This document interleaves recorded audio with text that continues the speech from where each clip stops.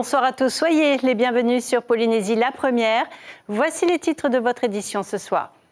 Le pape François valide les baptêmes des personnes transgenres, les enfants de parents homosexuels aussi. Nous verrons comment la communauté catholique réagit. Alors que le maintien de l'épreuve de surf des JO de Paris 2024 doit être bientôt décidé, les travaux se poursuivent sur place. De nombreux particuliers ont investi. J-3 avant le grand départ pour les Salomon. Les jeunes athlètes de la Fédération d'athlétisme sont sur le pied de guerre. Ils se sont réunis pour encore renforcer leur cohésion. 433 athlètes, coachs, arbitres et autres staffs médicaux partent pour Honiara. Louis Provost, le président du comité olympique, nous dira tout sur la logistique d'un tel déplacement. Après les Salomon, c'est Tahiti qui organisera les Jeux du Pacifique en 2027. C'était déjà le cas en 1995. Grâce à notre rubrique Fénois d'antan, vous pourrez revoir les images de ces moments inoubliables. L'Église s'adapte petit à petit à l'évolution de la société. Le pape approuve le baptême des personnes transgenres et des enfants de parents homosexuels. Cela se faisait déjà dans certaines paroisses, dans d'autres, ces personnes étaient exclues. Elles sont désormais membres à part entière de la communauté catholique. Lucille Guichet, Aliho et Afana. Je te baptise au nom du Père. Quelques gouttes d'eau bénite, importantes pour les catholiques. Le baptême est le premier sacrement pour faire son entrée dans la foi. Désormais, les personnes transgenres et les enfants de parents homosexuels pourront aussi être baptisés. Le pape vient de l'approuver. À la sortie de la messe ce matin, les fidèles rencontrés semblent acquiescer. La société a fait aussi que, donc après l'Église essaie de faire de son mieux pour justement tendre pour ces sujets de société qui ne sont pas évidents. Je crois bien que c'est une bonne chose, parce que c'est un enfant de Dieu. Il faut qu'on le reconnaisse vraiment, c'est un enfant de Dieu, pas le baptême. Dans certaines paroisses, comme à Papeete, ce sacrement était déjà donné à toutes celles et ceux qui le demandaient. Par exemple, pour le baptême, on vérifie à ce que l'enfant sera éduqué dans la foi chrétienne. Mais en général, quand j'ai jamais rencontrer des couples, qu'ils soient homosexuels ou d'enfants par GPA ou quoi que ce soit, qui soient venus demander le baptême et que ce ne soit pas avec l'objectif de le faire grandir dans la foi chrétienne. En l'inscrivant noir sur blanc, l'Église catholique permet ainsi d'uniformiser les usages au sein de toutes les paroisses. Ici, on n'est pas aussi, on n'a pas cette envie absolument d'être sexuel et avoir tous les droits dans l'Église. Donc ceux qui sont dans ce cas-là, ils se mettent un petit peu à l'écart, ils ne vont pas communier parce qu'ils ont eu la catéchèse, ils savent que ce n'est plus possible et ils sont bien comme ça. Les personnes transgenres et homosexuelles peuvent également être témoins de mariage et parrains ou marraines. L'Église catholique fait ainsi un pas vers davantage d'inclusion, n'en déplaise aux plus conservateurs. Pour l'heure, seule la communauté du Christ issue du mormonisme s'est engagée pour le mariage religieux pour tous. Deuxième jour de visite du secrétaire d'État chargé de la mer. Dès 7h ce matin, Hervé Berville était reçu à la présidence par Moetai Broderson. L'ambition des deux hommes est de renforcer le partenariat entre notre collectivité d'outre-mer et l'État. Les priorités sont le développement de l'économie maritime avec un objectif ambitieux en termes de formation. Deuxième priorité, les infrastructures portuaires. Et troisième point, l'exploration des grands fonds marins. Écoutez Hervé Berville au micro de Sandroli. On a déjà développé des bourses pour les marins, mais on a un objectif qui est ambitieux.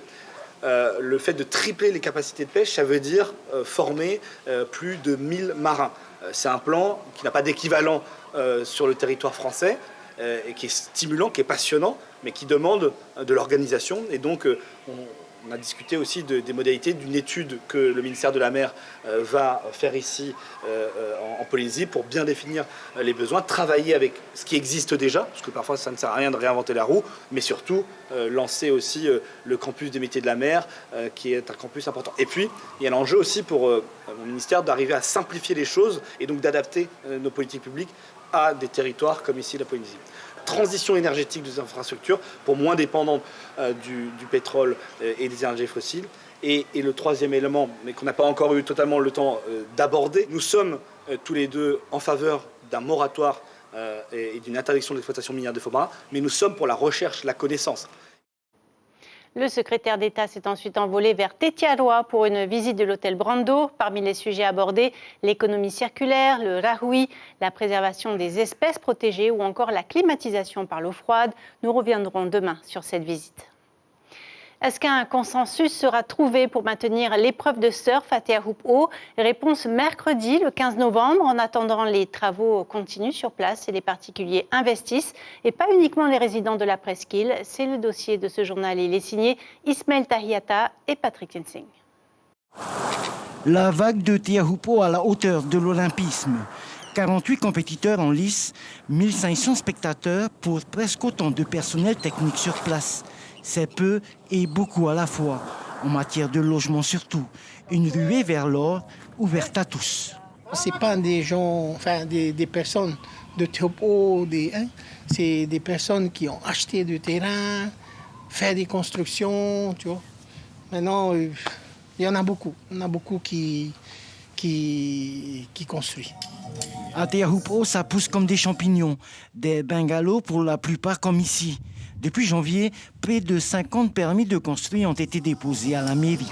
Depuis que les Jeux ont été annoncés, beaucoup de personnes de l'extérieur de Te Ahupu'o ont acheté à Te Ahupu'o et ont bâti. La plupart des personnes qui ont construit et qui construisent encore ont construit des habitations pour une location saisonnière. C'est le cas pour Tuhiva, un petit nid douillet perché sur un flanc de montagne avec vue sur la mer. Ce bungalow, il l'a construit lui-même. Pour les JO, ce sera une maison et 2 bungalows en location. Je ne vais pas être millionnaire pour les JO, mais ça va quand même rapporter un peu d'argent quand même. Et moi, je pense plutôt sur le long terme, pas vraiment se cadrer sur les JO. Parce donner à louer? Voilà, donner à louer pour les prochaines compétitions, par exemple. Et comme la vague, en fait, elle est connue mondialement, du coup, il y aura toujours du monde qui vont vouloir venir voir cette vague. Investir, oui, mais pas trop. Surtout pour 4 jours de compétition seulement. L'ESTA ne veut pas se mettre la corde au cou. J'ai prévu de faire un petit garage pour ce JO-là, parce qu'apparemment, il y a des affaires qu'il faut mettre à l'abri. Et toutes les années, ici, avec la fédération de surf, c'est ça un peu qui manque un peu.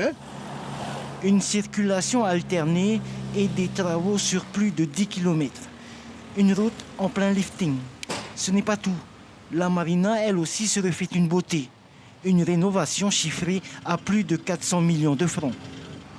D'abord, il y a cet agrandissement que vous voyez ici à ma gauche, c'est-à-dire un parking qui sera fait, puisqu'actuellement on n'a pas de parking. Si, un tout petit parking à l'intérieur, mais ce n'est pas suffisant. Ensuite, le ponton qui est là, qui est donc un ponton d'accostage des bateaux de pêche, va être agrandi, c'est-à-dire allongé un peu. Et puis, tout ce qui est ici le long de la route a été refait, cette chaussée-là. Le pays, lui aussi, y met du sien. Une taraudière de 2 hectares en cours de remblai. Elle accueillera le village olympique. Un projet pharaonique, provisoire, disons-le, estimé à plus de 240 millions de francs. Te Ahupu'o, un bout de paradis qui n'en aura bientôt que le nom. Et avant les Jeux Olympiques, les Jeux du Pacifique sont prévus à Honiara, aux îles Salomon. Près de 300 athlètes tahitiens sont prêts à partir. Les fédérations sont dans les starting blocks. L'objectif, bien sûr, est de rapporter un maximum de médailles. Exemple avec la fédération d'athlétisme qui mise sur la jeunesse. Chiquita Teiva, Sandroli. La fédération d'athlétisme a misé sur la jeunesse pour gagner ces Jeux. Sur la trentaine d'athlètes sélectionnés, des pépites comme Teanavai Pérez. À seulement 15 ans, la cadette de la team a battu le record de Polynésie de saut en hauteur et ramène une médaille d'or de Nouvelle-Zélande. Je suis assez fière du coup de pouvoir représenter la Polynésie durant la compétition. Et je trouve que ça pourrait être une bonne expérience en tant qu'athlète pour plus tard. Autre junior qui pourrait performer à la fois en javelot et en saut en hauteur, Kylian. Je sors de blessure là, du coup je vois un peu ces jeux comme une reprise un peu, une reprise des grandes compétitions. Au niveau du groupe, ça va, on a une bonne ambiance, on s'entend tous très bien, ça promet. Ces jeunes vont devoir affronter des athlètes néo-zélandais et australiens de haut niveau. En demi-fond, on va vraiment être on va vraiment être bon. On va rapporter beaucoup de médailles. Je pense qu'on peut rapporter rien qu'en demi-fond une dizaine de médailles. Et après le reste, c'est en fonction de à quel point les athlètes ont envie de performer, ont envie de réussir, ont envie de gagner. Précautions sanitaires obligent avant de partir, des recommandations pour se protéger de l'hépatite A et du paludisme s'imposent. Les athlètes qui devront prendre un médicament qui s'appelle la doxycycline pendant toute la période des Jeux, mais après 28 jours encore après. Donc ça demande aux athlètes un effort, mais c'est le seul moyen qui existe pour contrer le palud. Les premières fédérations d'athlètes s'envoleront mercredi, les autres les rejoindront la semaine prochaine.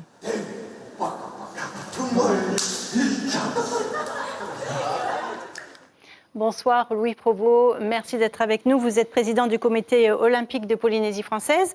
Alors nous sommes à J-3 du grand départ. Mercredi, une première vague d'athlètes quittera Tahiti pour Honiara via les Fidji. Avec les coachs, les arbitres, le staff, la délégation représente 433 personnes. Tout s'annonce bien ou il y a encore des ajustements à faire? Alors bonsoir à tout le monde, à tous ceux qui nous écoutent ce soir. C'est vrai qu'on est à 3 jours du départ. Nous avons sur place une équipe de précurseurs qui sont partis vendredi. On était en relation cet après-midi. Tout a l'air de bien se passer. On est, je dirais, optimiste quant à la réception sur place de nos athlètes. Il n'y a pas de quoi particulier. Il y aura une deuxième vague d'athlètes qui partira le 25. Tout à fait. Donc, alors, ceux qui partent ce mercredi passent par Fidji et on est obligé de changer d'avion, ça il faut le savoir, et prendre deux petits vols de 150 places parce que notre avion ne se pose pas là-bas, ils n'ont pas les infrastructures pour. Donc ça c'est la première vague de ceux qui vont participer à la première semaine et pour partie de ceux qui participent aux 2 semaines. Ensuite il y aura un retour de ceux qui sont en première semaine et une deuxième vague qui partira de Papeete le 25 novembre pour arriver le dimanche sur place. Ce sont ceux qui sont en deuxième semaine et on rentrera donc le 4 décembre, arrivée prévue dans la nuit à Papeete. Alors on l'a vu, beaucoup de traitements préventifs contre le paludisme notamment. C'est lourd tout de même pour les athlètes. Est-ce que cela peut jouer sur leur performance ? Alors, ce que l'on prend là ne devrait pas impacter, je dirais, les performances. Toutefois, on s'est dit qu'il fallait quand même que le comité se responsabilise, je dirais, au moins sur le paludisme, parce que les piqûres, les vaccins ne sont pas obligatoires, ils sont recommandés. On n'a pas voulu imposer quoi que ce soit, de peur qu'on perde des athlètes. Chacun donc assume ses responsabilités en matière de vaccination, mais en matière de paludisme, on a pris nos responsabilités, donc on a commandé ce qu'il fallait pour pouvoir distribuer les gélules qu'il fallait à l'ensemble de la délégation. Merci Louis Provost. On va poursuivre avec ces 3 fédérations dont vous avez parlé qui seront présentes sur les 2 semaines de compétition. Les fédérations de football, de volleyball et de basket. Les 2 sélections de basketball féminine et masculine en catégorie 5-5 et 3-3 sont attendues à Honiara. Des joueurs expérimentés accompagnent les nouvelles recrues. Arihoe Tefafana et David Chang. La médaille d'or est au fond du panier. Et pour l'avoir, la sélection tahitienne intensifie ses entraînements depuis 5 mois, 6 jours sur 7. Aujourd'hui, on répète les gammes du jeu rapide et de la contre-attaque. Il faut continuer à travailler sur nos points forts. On n'a pas des grands gabarits, donc il faut miser sur la vitesse d'exécution et leur montrer que les non-porteurs de balles ont aussi une grande mission. Il ne faut pas seulement avoir le ballon pour être efficace, mais ceux qui n'ont pas le ballon doivent savoir quoi faire sur le terrain. Vainqueur en 5 contre 5 en 2011, puis 3e en 3 contre 3 en 2019, la sélection féminine mise sur sa mixité générationnelle pour renouer avec l'or. On a quand même des filles comme Alizé, Maya, Océane qui ont beaucoup d'expérience. Et puis on a avec aussi la fougue de la jeunesse. On a des filles comme, vous avez pu voir les sœurs jumelles, Hereho et sa sœur Popo. On a vraiment un groupe étoffé qui allie de l'expérience et de la fougue, de la vitesse. On a la chance d'avoir aussi Moïna qui évolue en France. C'était un peu ce qui nous manquait ces derniers jeux. De la taille, du costaud en dessous dans la raquette. Et on a vu quand on est allé faire des qualifs en Nouvelle-Zélande qu'on manquait d'adresse par rapport aux autres équipes. Donc on sait aussi que c'est sur ça qu'il va falloir qu'on travaille si on veut avoir des chances de ramener une médaille. Irimaro Meul en est à ses 4e Jeux du Pacifique. L'ailier fort de la sélection est revenu exprès de métropole pour renforcer l'équipe, d'autant plus que ces Jeux seront pour lui d'un goût particulier.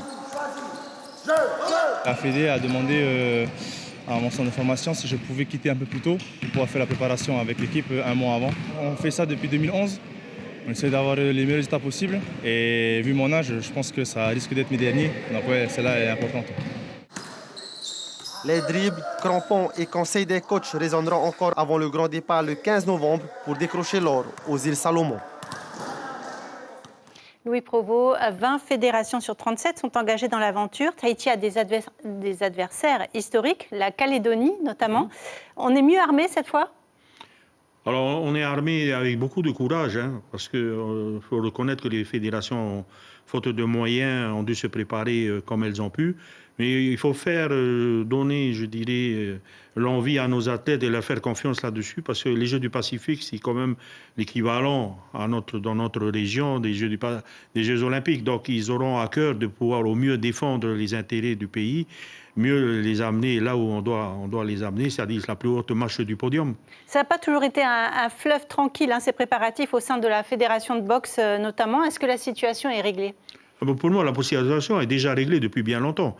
Dès lors où le Jeu du Pacifique, c'est-à-dire le PGC, m'envoie un document qui définit quels sont les athlètes qui sont admis à participer aux Jeux, et que je le mets en place, et que la fédération qui est reconnue par une fédération internationale, membre du COPF, comme c'est marqué dans la charte, c'est celle-là qui s'en va. Il n'y a pas à transiger. Donc pour moi, on est là. On verra bien ce qui va advenir, mais la sélection de boxe, elle sera présente aux Jeux du Pacifique. On l'a vu dans le reportage tout à l'heure, l'organisation de l'épreuve de surf à terre haute prend beaucoup de place. Est-ce qu'on sera prêt pour 2027, puisque c'est Tahiti qui organisera les Jeux en 2027 ? Alors tout à fait, puisque à la cérémonie de clôture au Salomon, la passation de consignes et la passation du pouvoir et du drapeau va se faire à cette cérémonie de clôture. C'est vrai qu'aujourd'hui, le gouvernement est plus axé, et les médias et tout le monde sont axés, je dirais, sur les problèmes de Teahupo'o. On a la chance de pouvoir organiser une épreuve, je dirais, des Jeux Olympiques. Il ne faudrait pas le louper. J'en appelle, je dirais, à la conscience de tout le monde et au raisonnement de tout le monde. L'urgence, ce sera quoi ? Rénover les stades, comme le stade Pater, par exemple ? Tout à fait. On a une piscine à mettre en place. Je dirais, la structure amirale. Et ensuite, il y a effectivement des stands, des sites à remettre aux normes, des parquets à mettre en place, puisqu'on joue sur du béton. Et vous avez vu dans le reportage qu'il faut, comme les autres, s'adapter au parquet. Donc ça demande quelques investissements. Il semblerait que le budget concernant les rénovations soit là. Donc soyons optimistes et puis allons vers 2027 tous ensemble. On vous souhaite en tout cas une belle réussite aux Jeux du Pacifique au Salomon. Merci beaucoup Louis Provost. Je rappelle que vous présidez le comité olympique de Polynésie française. C'est moi qui vous remercie. Direction les Australes à Rivave, où l'eau potable est un enjeu majeur pour les habitants. La 4e et dernière phase de travaux est entamée. Les dernières canalisations sont mises en place entre Vaiuru et Anatonu et entre la pointe sud du village de Rairua et Mahanatoa. À l'issue des travaux précédents, des fontaines payantes ont été mises en place. Écoutez les précisions du maire Bruno Flores au micro d'Arthur Thiari. C'est la société ECI qui a eu le marché. C'est une société qui connaît déjà l'île. Donc là, il a débuté les travaux depuis octobre, début octobre. Donc pour une distance de 17 km qui reste à boucler sur toute l'île. Les travaux vont durer normalement 1 an et plus pour finaliser toute la tranche 4 de l'adduction en eau potable sur Rivave. Et toujours aux Australes, la commune de Tupuai a tenu à commémorer l'armistice du 11 novembre. Les élus et représentants du pays et de l'État se sont réunis autour de la flamme du souvenir. Patricia Anania, responsable du service santé de l'île depuis près de 30 ans, a reçu la médaille de la sécurité intérieure. On les écoute au micro de Roheyari Hariva. Je ne m'attendais pas à cet honneur, à recevoir cet honneur, mais en tout cas, c'est 37 ans de ma vie professionnelle qui vient d'être reconnue par mes collaborateurs, par les élus de Tubuai, le Tavana et tous les partenaires qui œuvrent avec moi au quotidien pour la population. On se souvient aujourd'hui de nos morts de la Première Guerre mondiale. Il y en a eu ici à Tubuai, mais aussi des morts de toutes les guerres, les grandes guerres mondiales, mais aussi les guerres auxquelles les soldats français ont participé tout au long du XXe siècle. Donc, et puis cette cérémonie avait un sentiment, un aspect fort, particulièrement fort aujourd'hui, avec la remise de la médaille de la sécurité intérieure à Patricia Anania, qui est depuis près de 20 ans la responsable des services de santé du pays pour les Australes ici à Tupuai. Et on est venu ici, l'État est venu saluer sa grande implication dans la gestion de la crise Covid. Donc c'est toujours c'est à ce genre d'occasion de cérémonie patriotique qu'on apprécie à saluer et à honorer ces engagements au profit de la communauté. Nous parlions des Jeux du Pacifique il y a quelques minutes. Je vous propose de faire un bond dans le passé pour revivre l'espace d'un reportage, les Jeux de 1995. C'est la deuxième fois que Tahiti organisait cet événement si important en Océanie. Reportage signé Daniel Moine.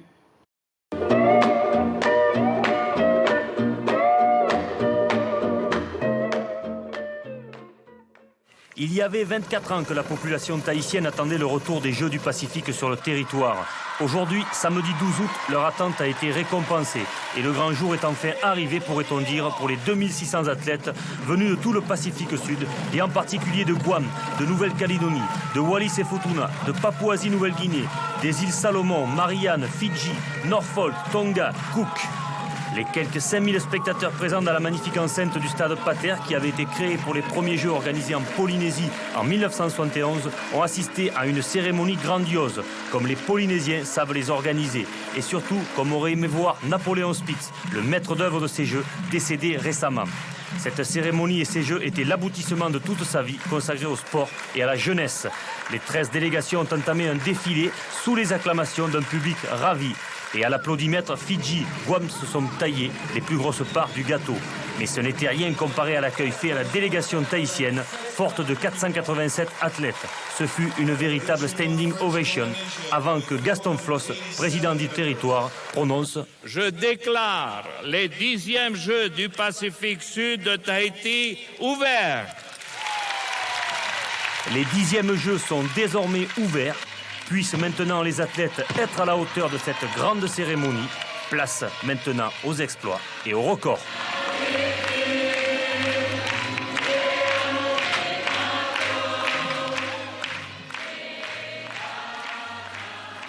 Et on arrive au terme de cette édition. Je vous en rappelle l'information principale. Le pape François valide les baptêmes des personnes transgenres, les enfants de parents homosexuels également. La communauté catholique tahitienne accueille la nouvelle avec bienveillance. Les rendez-vous de la semaine à inscrire sur votre agenda. Mardi, ce sera la journée mondiale contre le diabète. Mercredi, nous saurons enfin si l'épreuve de surf des JO sera maintenue à Te Ahupu'o. Puis jeudi, ce sera l'ouverture du forum de l'économie bleue. Restez avec nous sur La Première. Un film est au programme ce soir, L'homme qui défiait l'infini. Il y sera question de mathématiques. La série This Is Us est prévue juste après. Demain, vous aurez le plaisir de retrouver Stéphane Rattino à cette même place. Passez une excellente soirée sur nos antennes.